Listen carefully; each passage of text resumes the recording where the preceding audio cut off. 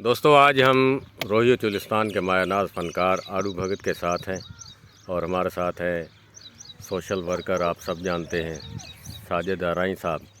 ये अक्सर हमारे चुलिस्तान में आते हैं। तो आज हम आड़ू भगत से कोई आरफाना कलाम या फिर हुसैनी कलाम, जो भी आपका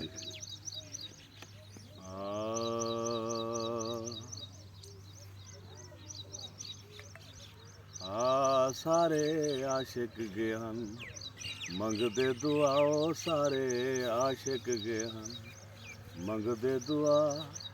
चल यार न थीन कहंदे जुदा, ओ सारे आशिक गए हन। अल्लाह इहो सिर भी सैयद दा सांगू ते खड़ा वक्त नमाज दी तांगू ते सिर झुकदा गया वेले पांगू ते, वो सिर झुकदा गया वेले पांगू ते।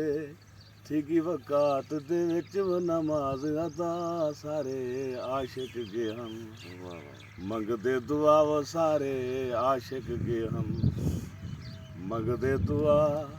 चल यार न थीन कहंदे जुदा, वो सारे आशिक गए हम। वाह वाह।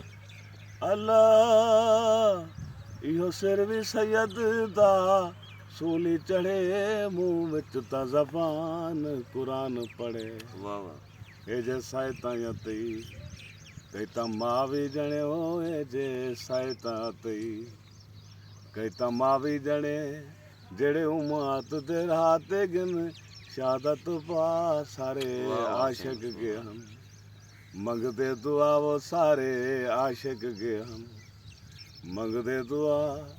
चल यार न थीन कहंदे जुदा, ओ सारे आशिक गए हम। अल्लाह तोने कर गए ओ ज़ालिम जुल्म जिती, सारे पीर हुसैन खौफ न कीती। वाह वाह। खड़े सेहरियां वाला कुर्बानी दिती, ओ खड़े सेहरियां वाला कुर्बानी दिती। मैं भी हाँ राजी जिवें रब दी रजा, सारे आशिक गए हम मंगदे दुआ, वो सारे आशिक गए हम। ओ या सुन बख्ता साडी गाल इवें, सारे पीर हुसैन दी चाल इवें जिन्ना नीति है दिल दे आए नाल इवें, ओ जिन्ना नीति है दिल दे नाल इवें। उन्हां को मिल गए पल पल आप खुदा, सारे आशिक गए हम मंगदे दुआ, वो सारे आशिक गए हम मंगदे दुआ। चल यार न थीन कहंदे जुदा, वो सारे आशिक गए हम सारे आशिक गए हम। वाह वाह जिंदाबाद।